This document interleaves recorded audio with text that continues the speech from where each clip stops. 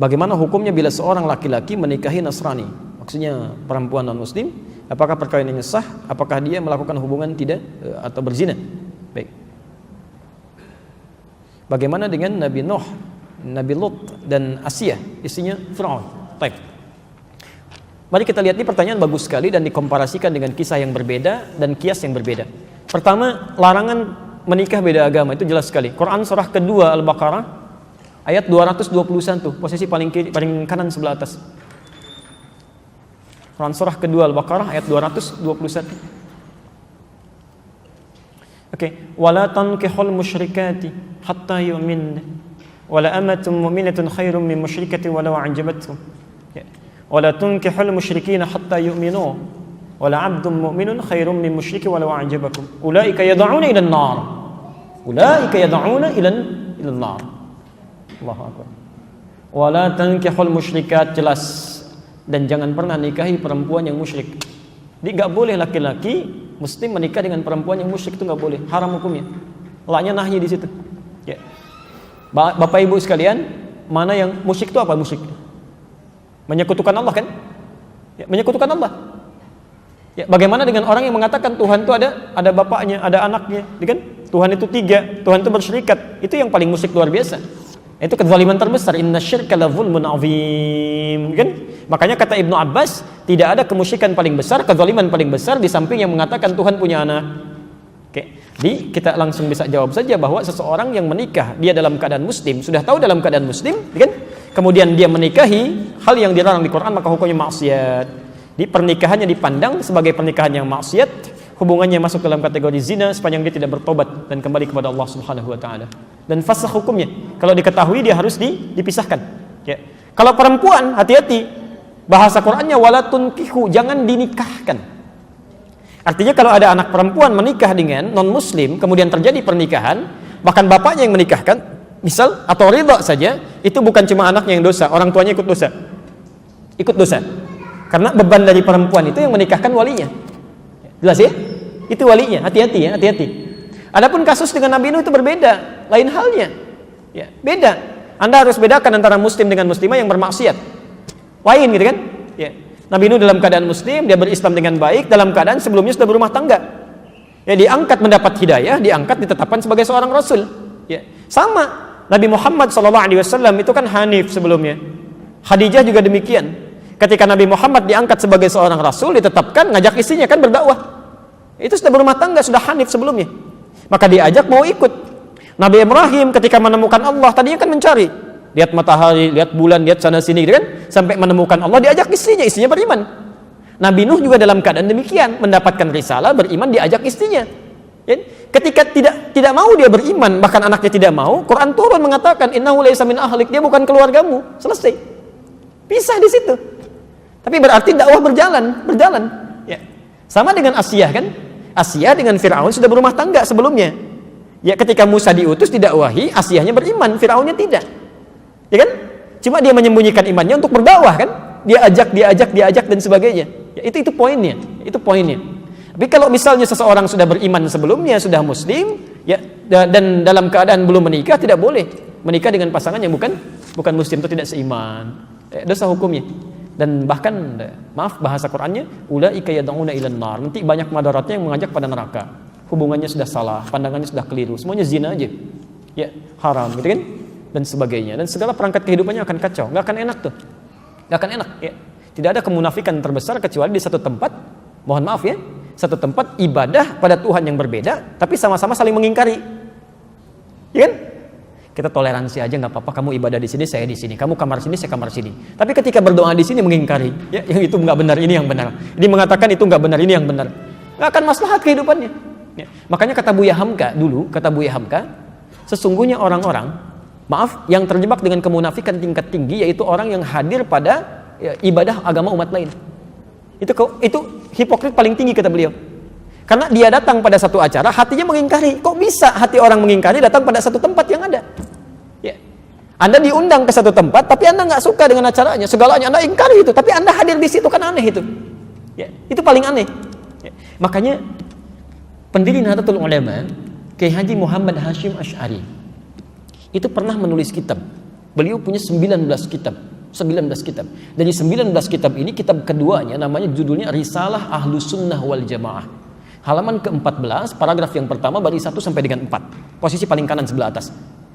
Di kitab ini itu disebutkan Pak Ibu sekalian. Kalau Anda lihat di halaman ke-9 ya, itu judulnya tentang Faslun Awwalu Dhuhuril Bid'ah fi Ardi Jawa. Pasal yang menerangkan tentang awal munculnya bid'ah di tanah Jawa.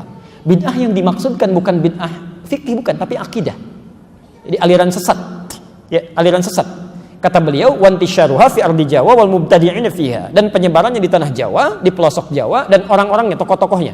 Itu begitu menyebutkan kalimat pertama, kata beliau, adalah penduduk Jawa itu seluruhnya. Seluruhnya itu Ahlus Sunnah wal Jamaah. Ahlus Sunnah wal Jamaah. Tapi tibalah kemudian di tahun 1330 Hijrah.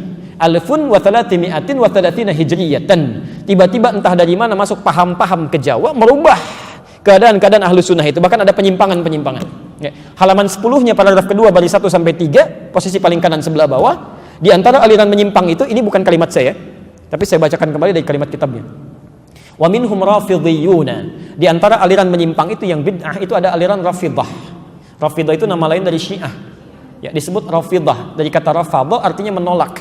Karena Syiah itu menolak kekhalifahan Abu Bakar, Umar, Utsman. Ya, mereka katakan Ali yang berhak. Itu disebut oleh Syekh Hasim yang mendirikan Nahdlatul Ulama tanggal 31 Januari 1926. Itu aliran menyimpang. Dulu nggak ada Syiah. Tiba-tiba muncul, kata beliau. Ya sebuna Sayyidina Abu Bakr wa Umar radhiyallahu taala anhuma. Ya, mereka seringkali mencela ya kekhalifahan Abu Bakar dan Umar, semoga Allah meridhai kepada keduanya. Wa yubalighuna Ali bin Abi Thalib wa ahli baitihi. Ya, dan terlalu mengkultuskan Ali dan ahli baitnya. Kita harus menghormati, ya, menghormati, menyayangi ahli bait dan sebagainya, tapi tidak kemudian menjelek-jelekan sahabat yang lain. Ya.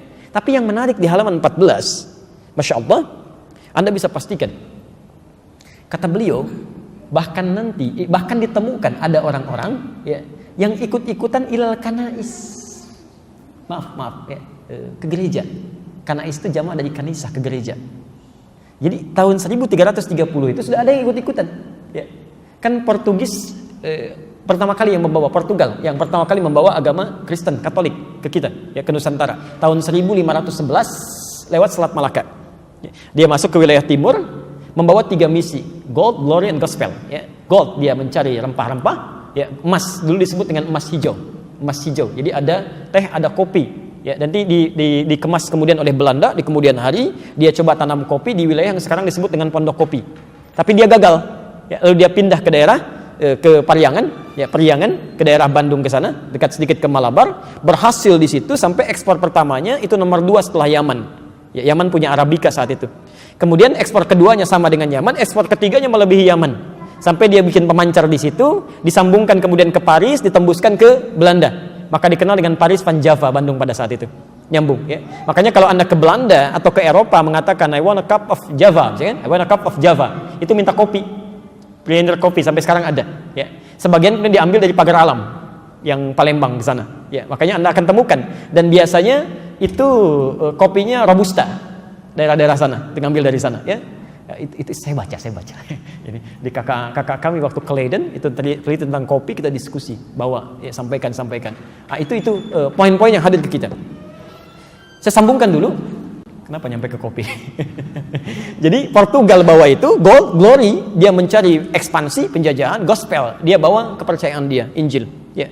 Dia datang kemudian dia sebarkan. Apa yang pertama dilakukan itu bangun tempat ibadah. Dalam bahasa Latin, bahasa Portugis disebut dengan igreja namanya, igreja. Lisan orang kita kan kadang suka menyingkat, ya, merubah berdasarkan perjalanan waktu. Igreja menjadi gereja.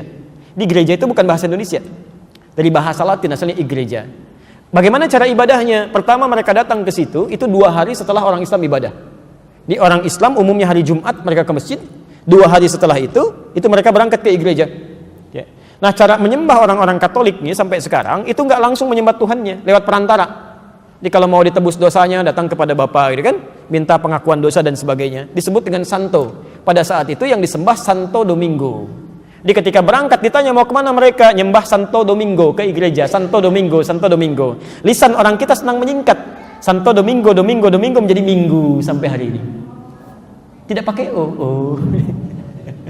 Nah, itu disingkat jadi Minggu. Minggu itu nggak ada, Pak. Nggak ada. Itu bukan bahasa Indonesia asli.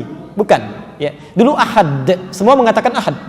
Ya, Santo Domingo disingkat jadi Minggu. Orang kita kan senang menyingkat, bahkan kadang jauh ya. Saya kalau sejak di Timur Tengah olahraga, misal kita main bola, itu kalau ada Abdurrahman, orang Arab panggil Abdurrahman, ta'alina wazzi'. Abdurrahman sini oper bagi. Orang kita enggak. Man oper. Ali li dia di.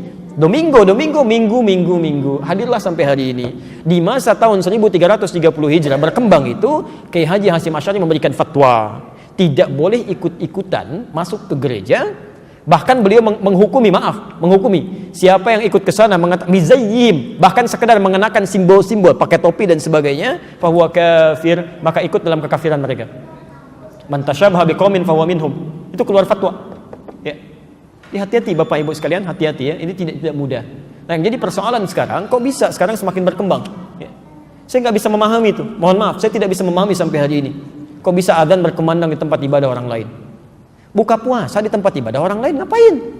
Pantasan orang-orang singgah di masjid habis, ininya habis, dibawa ke tempat ibadah agama lain. Kan selawatan di tempat ibadah agama lain, kan kacau situasi seperti itu. Ya. Itu nggak tepat ya, itu tidak tepat.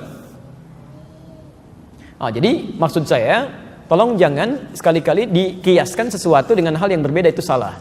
Ya, al-qiyasu ma'al fariq batil. Menganalogikan sesuatu dengan yang tidak tempat itu hukumnya gugur. Jadi jangan sampai dikiaskan menikah dengan laki-laki atau perempuan non muslim, dikiaskan dengan kisah Nabi Nuh atau kisah dengan Asyah dengan Fir'aun, itu kias yang berbeda, dua hal yang salah. Dan sekarang kita dihadapkan pada permainan seperti ini. Permainan kata-kata seperti ini. Jadi ada dalam ilmu logika perbandingan yang fatal akibatnya, salah premisnya, keliru kesimpulannya. Ya. Coba pilih mana dalam konteks pemilihan, orang Islam, pemimpin muslim yang koruptor atau non muslim yang jujur, pilih mana?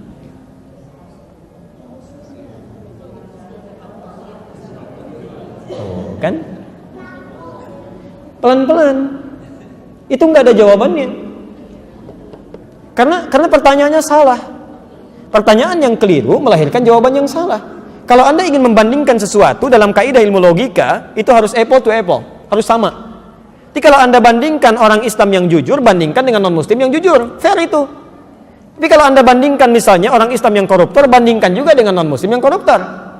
Ya, harus sama. Coba ibu deh, ya, atau bapak, coba bandingkan, pilih mana, terasi Subang atau apel Malang, mana yang enak?